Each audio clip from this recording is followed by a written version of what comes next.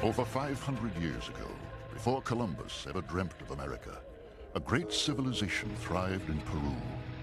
10 million people lived in an empire with palaces as large as any in Europe, buildings coated in gold, the Incas.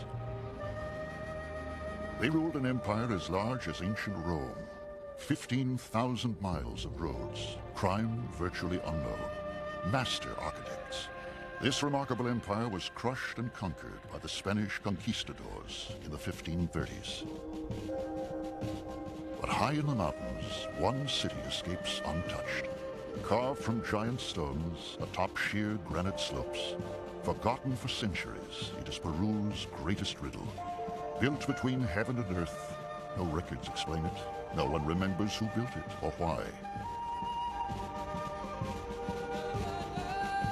A city in the clouds, Machu Picchu. The man who will find it feels lost. He comes to Peru hoping for a discovery that will make him famous. At first, the world will ignore him and his discovery, but when they finally see what he has found, his dream will come true. He will bring the world to the city, and the city will bring the world to him.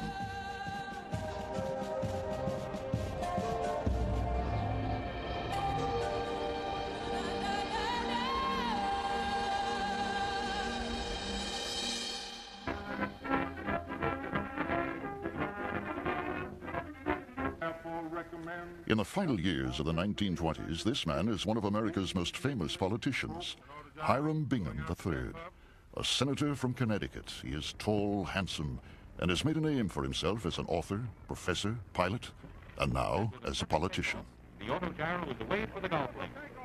It's an easy step to the links by auto gyro. His upper-class bearing earns him as many enemies as friends. He is a man of contrasts and enormous ambition. It is good for the government, it is good for the country, and it is good for all of us to enjoy a good glass of beer. But none of this would have been possible had it not been for the greatest adventure of his life, 20 years before.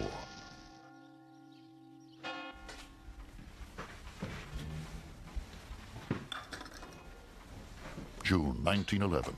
Hiram Bingham packs for a journey to the jungles of Peru. His goal is to seek out the legendary lost city of the Incas. He was never trained as an archaeologist. He was on the Yale faculty. He was a professor of Latin American history and geography rather than archaeology. But it was a time when exploration was very much in the news. It is an age when the very ends of the earth are within the reach of human footsteps. September 7th, 1909. Commander Robert E. Peary has discovered the North Pole. From all over the world comes full acknowledgement of Peary's feat and congratulations on his success. A time when the thrill of exploration fascinates everyone, from the pauper in the street to presidents like Teddy Roosevelt.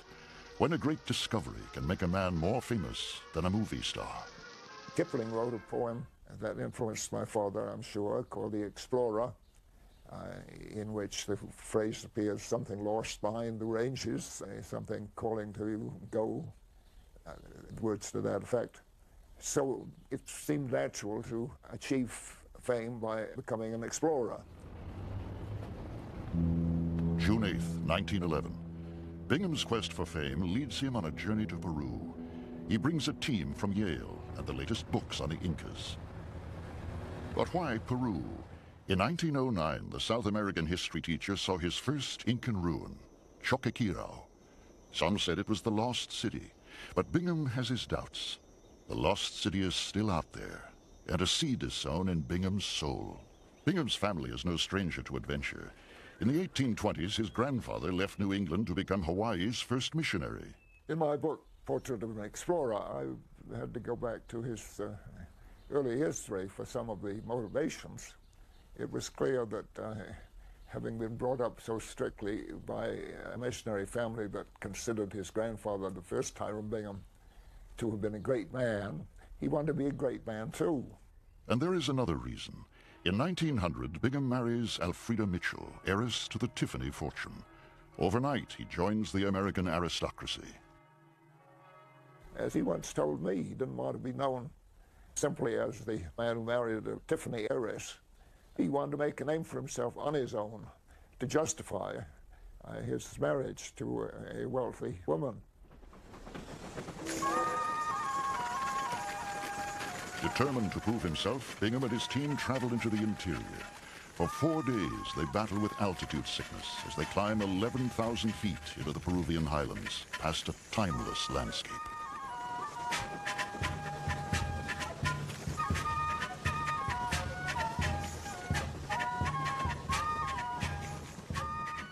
Bingham's search for clues begins in Cusco, the ancient capital of the Incans.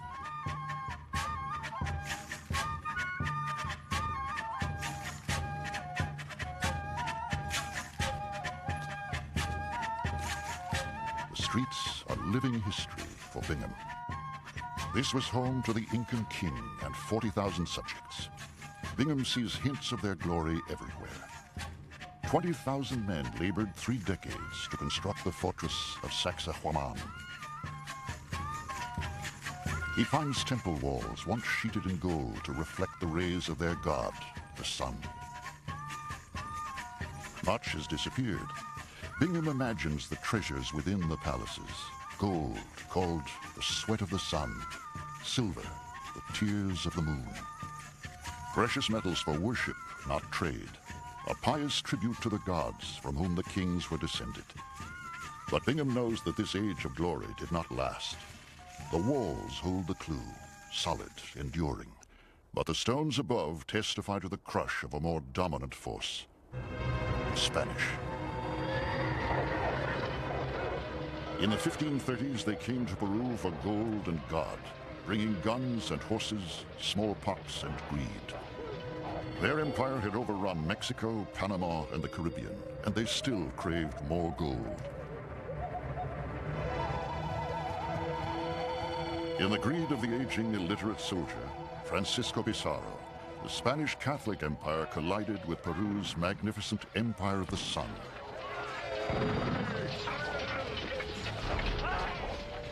The conquest was short and brutal. In 1533, Pizarro and his men descended on the golden streets of Cusco. Within 2 years, the city had been ransacked, stripped of gold, melted down to ingots to satisfy their greed. 3 years later, the Incan king struck back. Thousands of Incans descended on the city. Hand-to-hand combat raged in the streets. Fires were set to burn the conquistadors from hiding. Hopelessly outnumbered, the remaining few dozen conquistadors withdrew to a key fortress and shut themselves in. 11 months passed. Eventually, the Incan forces dispersed, returning to their fields. The Spanish held out. Reinforcements arrived. The Incan king had lost. Exile meant building a new capital in the forsaken jungle, where the conquistadors couldn't penetrate. But where? In the ancient volumes of the libraries, Bingham reads the few accounts of their retreat. Within the chronicles of a few religious men and Spanish soldiers are found the only sketchy clues to the lost city. Details of architecture, estimated days of travel. He copies the words for his reference in the field. From these, he will take his best guess and begin his jungle search.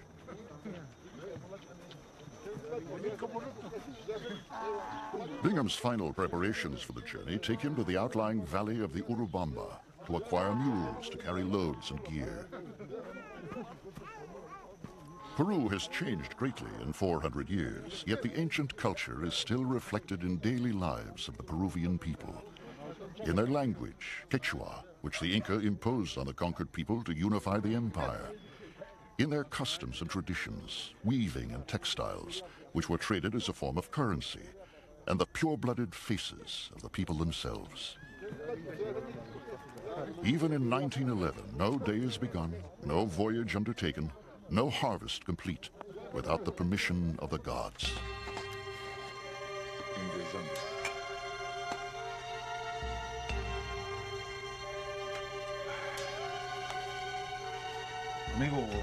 In his search, Bingham follows a consistent pattern. He seeks out locals, anyone with information, even rumors, then follows up and pays for any good advice.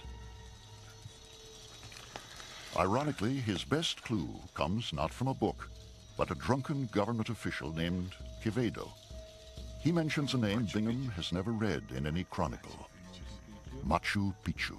Strange words that just a few days later will lead an ambitious young American to a great temple in the clouds.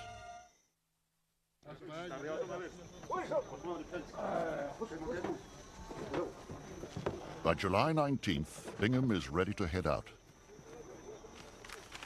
He will leave Cusco and head north along river valleys with only sketchy maps and fragmented descriptions from the Spanish chronicles to guide him. But he cannot succeed alone. A military escort is assigned by the local prefect, a Sergeant Carrasco, who is charged with accompanying him everywhere and to serve as a translator of the Quechua language. Also with him will be fellow Yale man Dr. Harry Foote, the expedition's naturalist and collector of insects and specimens from this little-known part of the world. Bingham writes to his wife, My dearly beloved, nearly all the last things have been done. It remains to pack my trunk, which stays here, get some sleep, pack my duffel, and then start for the interior. The valley of the Urubamba is enchantingly beautiful, still terraced in the Incan style. This is one of the loveliest valleys in Peru. It was a favorite resort of the Incas. I do want you to see this. It is worth it at all costs. The mountains are indescribably grand when one can see 10,000 feet of them. As he wrote in the letter that I found in the papers to his father at the time of his starting on his first expedition, that he felt the blood of his ancestors stirring in his veins, and that he felt was part of his genetic inheritance to want to travel and explore. There is a new government road which Bingham follows into a region visited only by local Indians since Incan times. Somewhere, lost behind these ranges, are Incan cities that fit the descriptions in the ancient library chronicles. The chronicles say the city will be called Vitcos, not Machu Picchu. It will have a palace with an extensive view, marble doorways, a great rock shrine, and a mention of another name, Vilcabamba. What Bingham cannot know is that there is more than one lost city, and it will be his destiny to find them.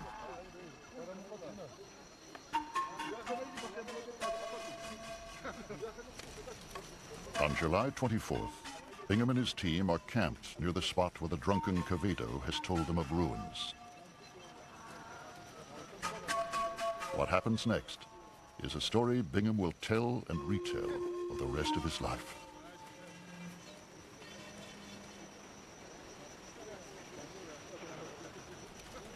On the sixth day out from Cuzco, we arrived at a little plantation called Mando Pampa. The owner, Arteaga, had said that on top of the magnificent precipices nearby, there were some ruins at a place called Machu Picchu. I offered to pay him well if he would show me the ruins. He demurred and said it was too much of a climb for such a wet day.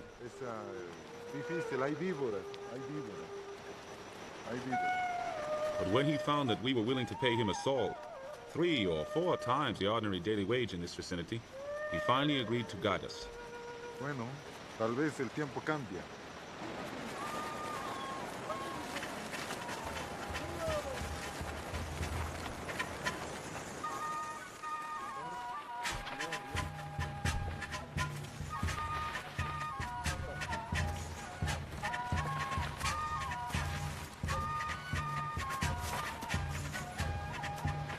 Leaving the stream, we now struggled up the bank through the dense jungle, and in a few minutes reached the bottom of a very precipitous slope. For an hour and 20 minutes, we had a very hard climb. A good part of our distance we went on all fours, sometimes holding on by the tips of our fingers. Arteaga groaned and said there were lots of snakes here. There were no ruins or Andines of any kind in sight.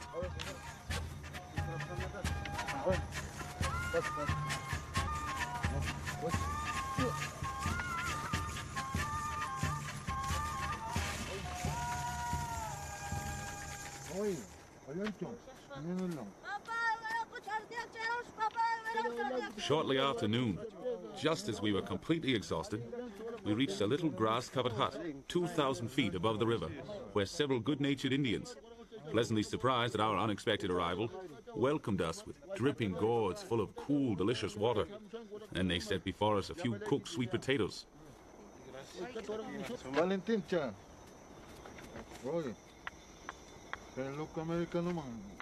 Arteaga had been there once before. They sent a small boy with me as a guide.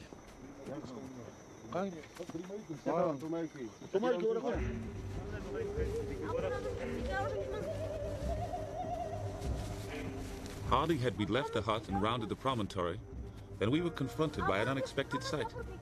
A great flight of beautifully constructed stone-faced terraces, perhaps 100 of them, each hundreds of feet long and 10 feet high. We patiently followed the little guide. Suddenly, I found myself confronted with the walls of ruined houses built of the finest quality of Inca stonework.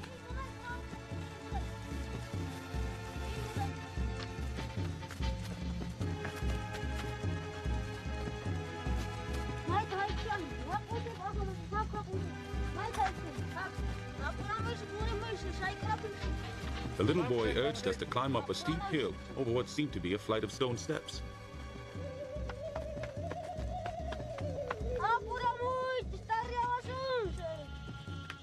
We came to a great stairway of large granite blocks.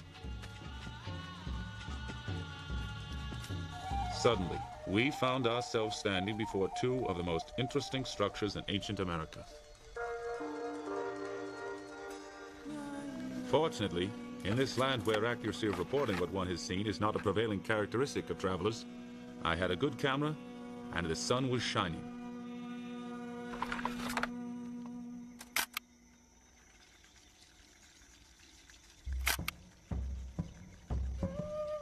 Bingham discovers whole building complexes, masked by centuries of tangled undergrowth. What little can be cleared is unmistakably Incan.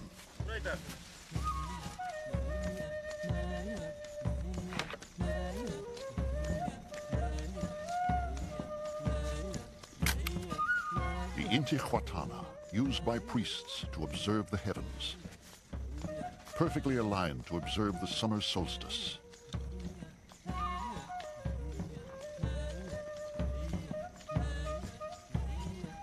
Windows carved with exquisite skill, a ruin without equal, and a city unknown.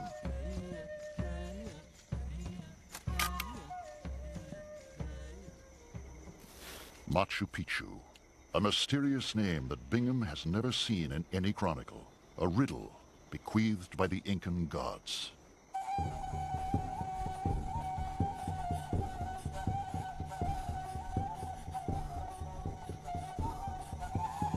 A holy city built to be near the home of the thunder god, reaching towards the sacred sun, ancestor of the Incan sovereigns. A perfect blend of architecture and the natural environment. A city that shouldn't exist. It's curious that he only spent a few hours at the site. He noted in his diary the time of his arrival and the time that he'd taken these photographs and what they represented, but it wasn't more than 3 or 4 hours that he spent wandering around with this camera.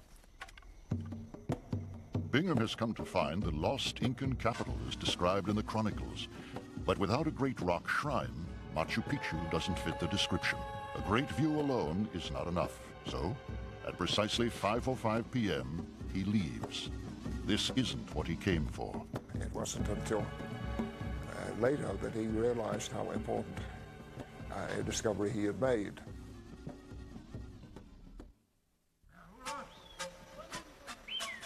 On July 25th, 1911, Hiram Bingham, looking for the lost Incan city, moves deeper into the uncharted valley of the Urubamba, confused and puzzled by the spectacular ruins he has just discovered at Machu Picchu.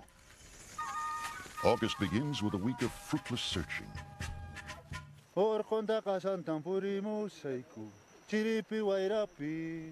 3rd, 1911. My dearly beloved, at last we're at Santa Ana, staying at the fine sugar estate of Senor Pedro Duque. Now, Bingham is starting to convince himself that maybe Machu Picchu was what he was looking for.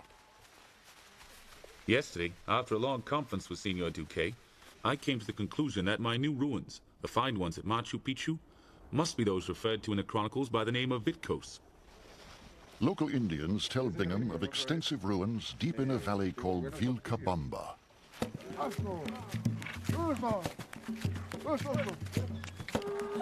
Bingham decides to push on. The rumors intrigue him. He has come too far to turn back now. Bingham enters a valley rich in history. In 1537, this was the path of the Incan retreat. Remote cities were built in the mountain vastness. Trails were destroyed and bridges cut to seal their escape. Bingham follows in their footsteps. As the jungle gets thicker, it becomes harder for the mules, exactly what the fleeing Incans wanted. At the end of this arduous passage, a tiny settlement called Lucma.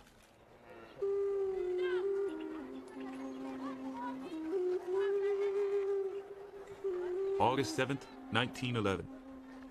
My dearly beloved, this locality is reputed hereabouts to have a lot of ruins, just as I hoped it would. No one has been up here. I have shown several of my Peruvian friends the pictures of my family. They always admire them all tremendously.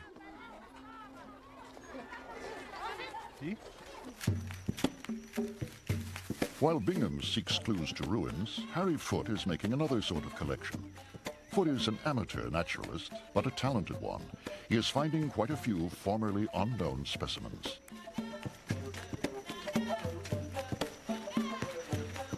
The villagers of Lucma tell Bingham of nearby ruins with a great granite shrine, just as the chronicles predict. With an Indian guide and the local lieutenant governor, he heads for the site.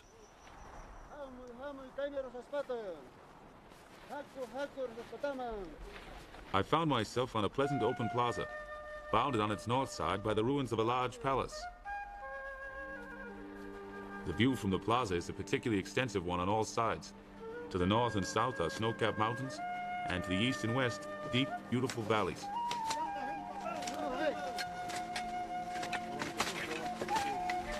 A palace on a hill with an extensive view.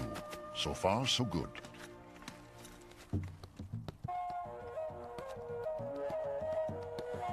And at the center of the ruin, a building more than 200 feet long and 43 feet wide. A masterpiece of Incan architecture.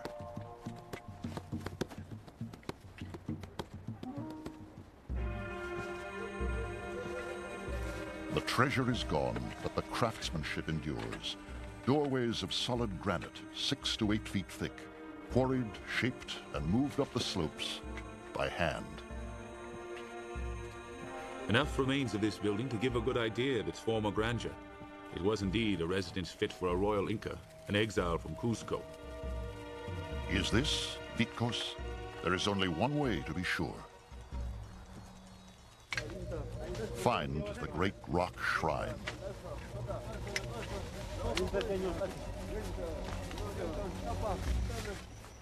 We arrived at this place at 4 o'clock, and were at once impressed by the truth of what we had heard, and convinced that this was indeed the sacred spot. The rock was so much overgrown and surrounded with jungle, especially on 2 sides, that we made arrangements with the lieutenant governor to have a force of Indians come here on the morrow and clear the rock so we could take photographs and make measurements of it.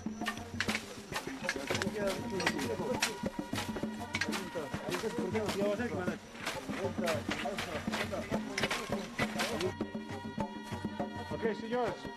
Por favor, arriba.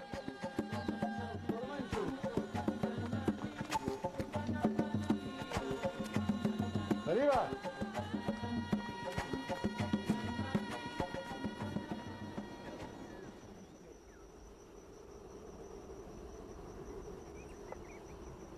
Bingham is convinced. This is the holy shrine of Vitkos.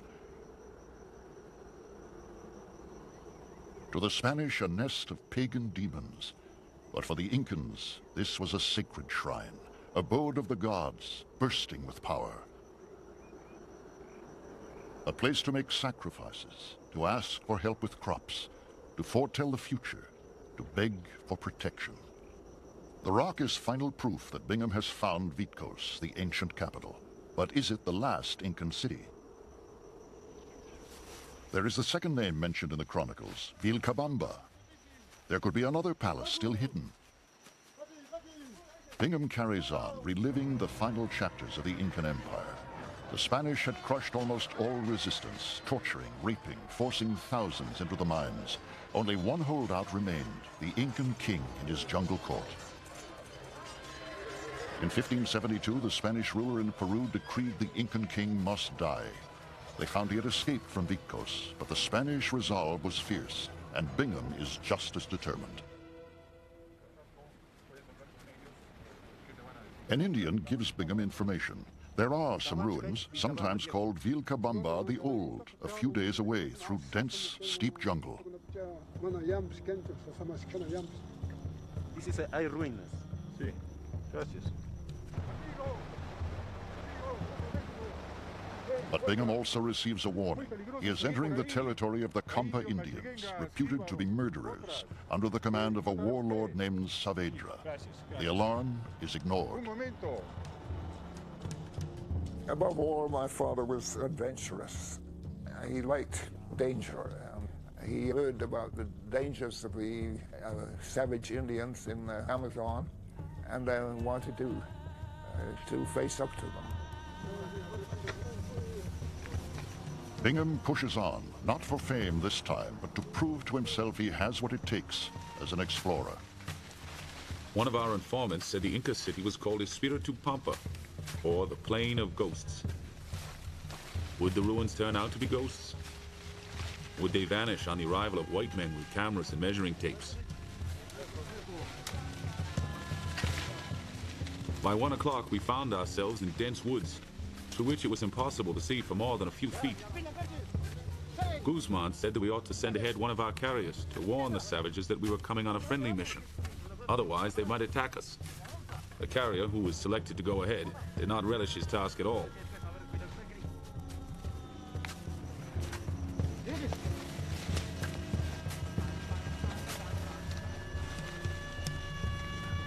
It was a rather exciting half hour while we waited, wondering what the attitude the savages would take towards us, trying to picture to ourselves the potentate Saavedra, who had been painted as sitting in the midst of savage luxury, surrounded by 50 servants.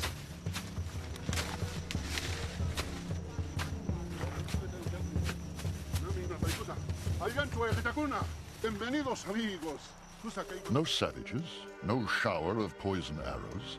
Saavedra's jungle kingdom turns out to be nothing more than a modest family plantation, carved out of the thick jungle. An agreeable man, Saavedra leads Bingham to the ruins. This is a place that has been rarely disturbed over 400 years. Here in dense, wet woods, we found the remains of 15 or 20 small rectangular buildings. The characteristic architecture of the principal group of ruins left no doubt in our minds that these buildings had been constructed by the Incas.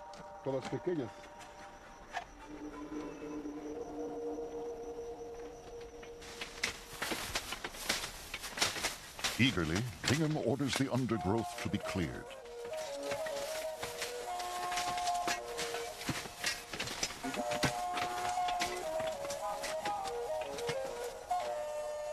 What emerges is the remains of a small Incan settlement, houses, sewers, and at least one large building. But what Bingham cannot see is that the jungle is hiding hundreds of buildings. This city once contained great cedar doorways, racetracks for horses, walls with painted murals, a home for thousands of Incans.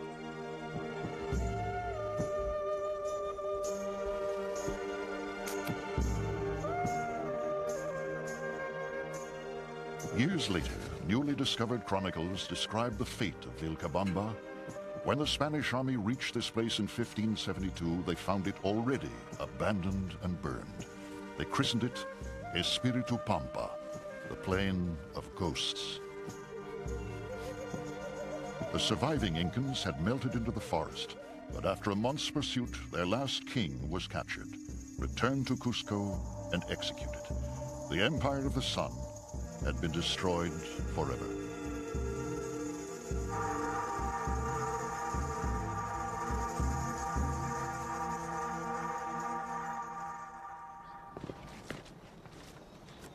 Bingham leaves the jungle happy.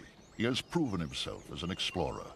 He has found Vitkos and its sacred granite shrine, Vilcabamba, last throne of the Incan kings, and a third city, Machu Picchu, without mention or seeming significance in any ancient writings, and yet spectacular, a complete mystery.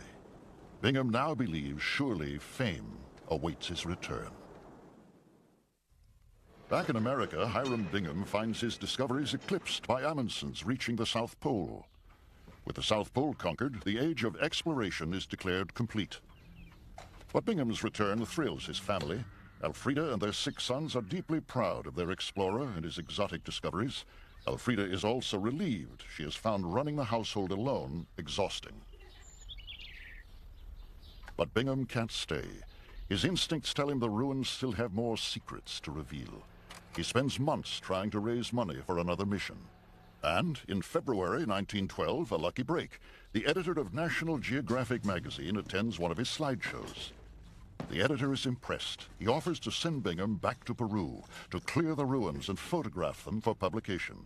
For Hiram Bingham, celebrity is just an expedition away.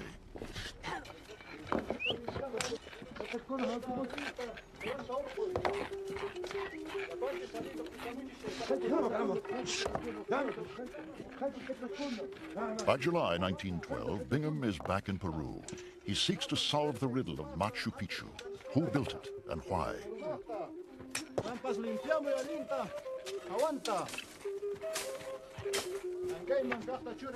My dearly beloved, we are all very well, but are having bad luck with our search for buried bones and pots. This is a lovely spot. It is most disappointing not being able to find anything worthwhile. Who lived here? A city this important should have gold, bronze, perhaps even mummies.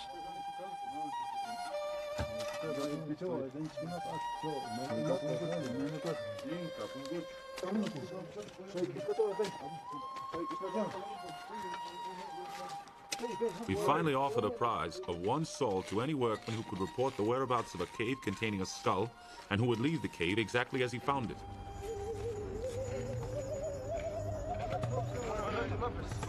The gambit succeeds.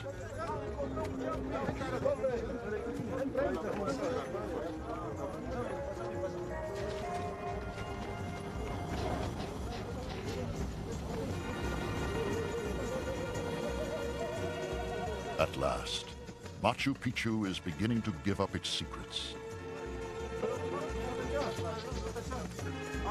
My joy knew no bounds, and I was able to lay hands for the first time at Machu Picchu on a perfect piece of Incan pottery.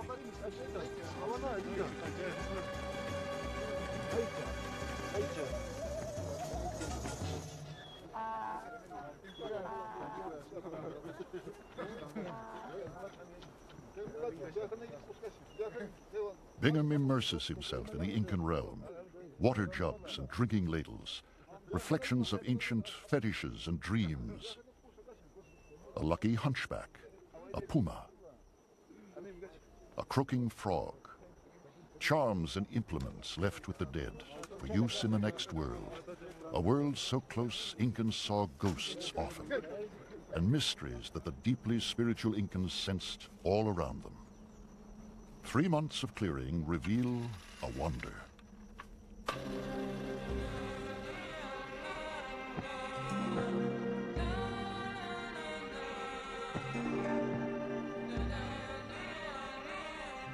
Beneath nature's green shroud, Bingham discovers the remains of an entire city.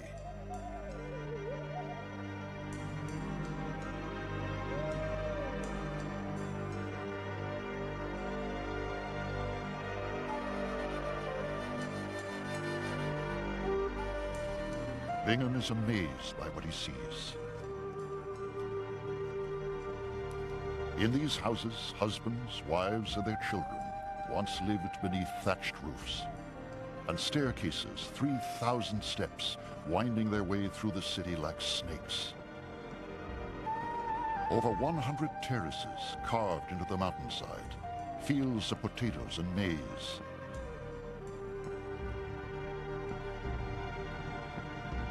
Stonework, so perfectly joined that even after 400 years, no vines find their way through the cracks.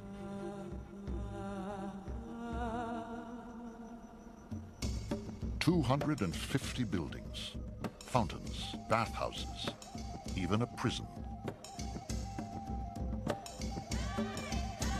1,000 people lived here, but what is this place? One building may hold a clue. A strange building with rounded walls, totally unlike the rest of Machu Picchu.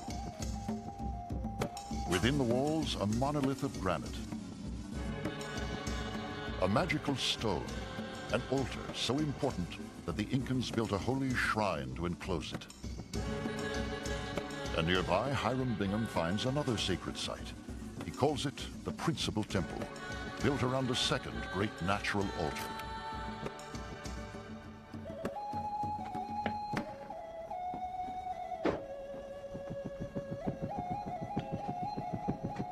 All right.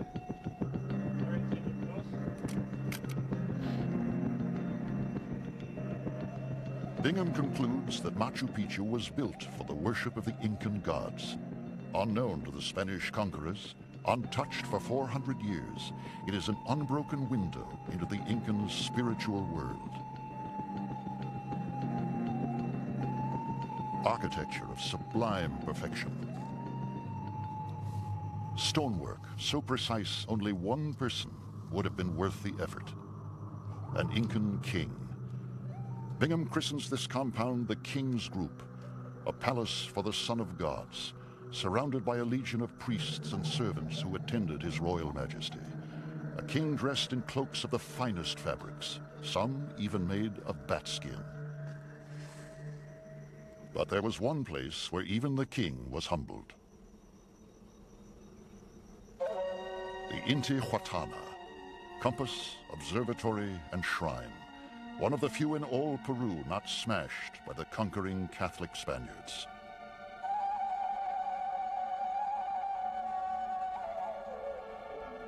A great stone that measured the course of the heavens, sun, moon, stars, each a god in whose power rested the fertility of the land and the lives of mortal men.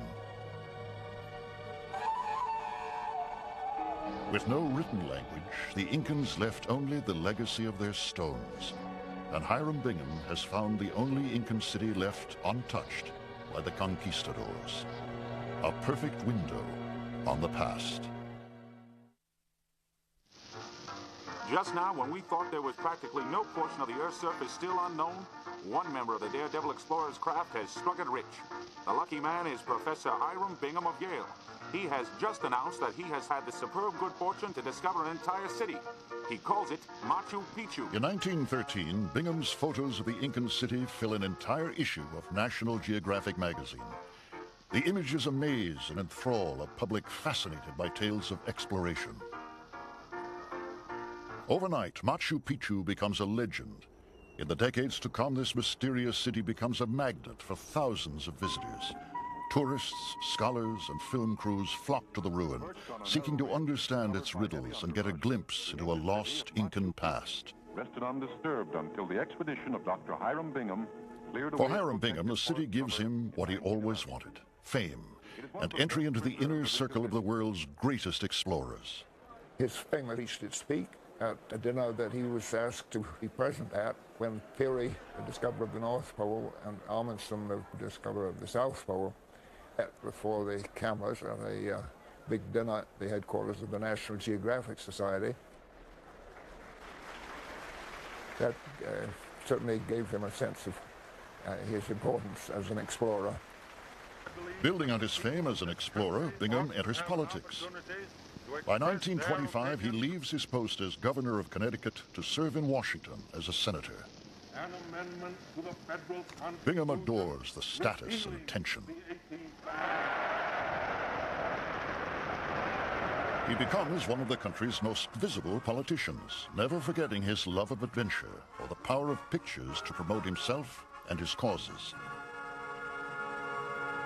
But Bingham's luck runs out in 1929, the year when all of America hits hard times. Bingham's enthusiasm for quick success finally leads him astray. He hires a lobbyist and becomes embroiled in a conflict of interest scandal. Bingham has earned many enemies. Fellow senators resent his money, his aristocratic manner, and his habit of correcting their Latin. The Senate seizes on his mistake. Bingham is formally censured by his peers, a humiliating blow. Bingham loses the next election in 1932, the same year that Alfreda, his long-suffering wife, leaves him. Bingham's meteoric rise has finally come to an end. But through it all, Bingham never forgets about Machu Picchu. Over the years, he retells the story of his greatest discovery over and over again. In 1912, thanks to the support of the National Geographic Society and of Yale University, we were able to go back and spend 4 months in clearing the ruins of the mighty jungle that had accumulated there over 300 years. And in 1948, the man and the city come together one last time. Bingham is invited to dedicate the highway that will lead tourists up to Machu Picchu. Ironically, Bingham pays little attention to the other cities he found in 1911, both last refuges of the Incan king. Neither city excites the public the way Machu Picchu does. While he had a distinguished career in other fields, his name is remembered primarily as the discoverer of Machu Picchu, and he naturally wanted it to appear as important as possible. To the end of his life, Bingham inflates the importance of Machu Picchu. He declares it to be both the birthplace of the Incan Empire and its final refuge. Bingham dies in 1956, never learning the answer to the greatest puzzle of all. Who built this lost city and why?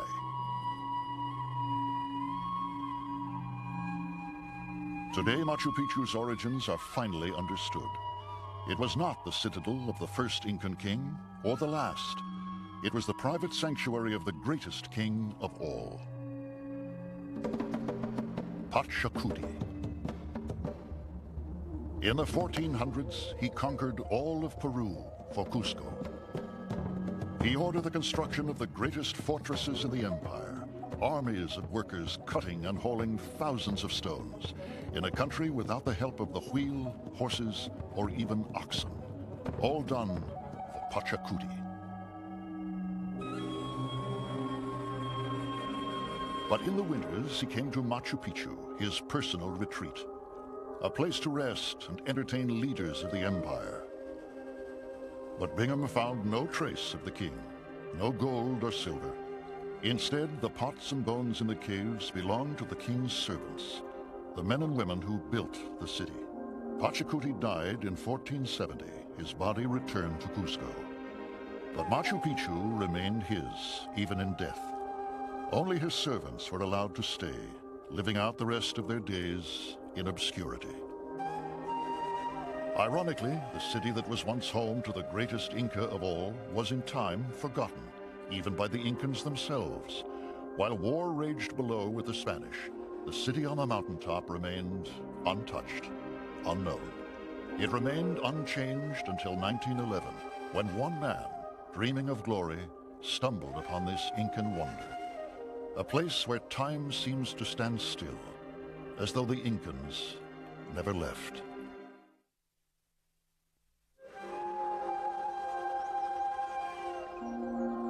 "500 years ago, the mountains were gods, the thunder their voice, the sun their ruler, and the Incans their people. In the 1400s, this great renaissance produced magnificent monuments. Golden art created. An empire flourished. Halfway around the world, at exactly the same time, another empire was growing, Spain. Cities of just 50,000 people, a poor country with great ambitions and little tolerance for those who did not worship their God. Their churches strained to reach the sky, leaving the world and nature far behind. Inside, believers were given glimpses of God and the afterlife to come. In 1532, this empire of God collided with the Incan Empire in Peru. Appalled by sacrifice, but amazed by gold, the Spanish took over, leaving ruins in their wake. But one Incan temple survived the conquest. A sacred city built to be near the gods. Rocks carved to join with nature, not to transcend it. The only unmolested ruin in all of Peru, Machu Picchu. A silent reminder of a lost world, and the price paid when empires collide.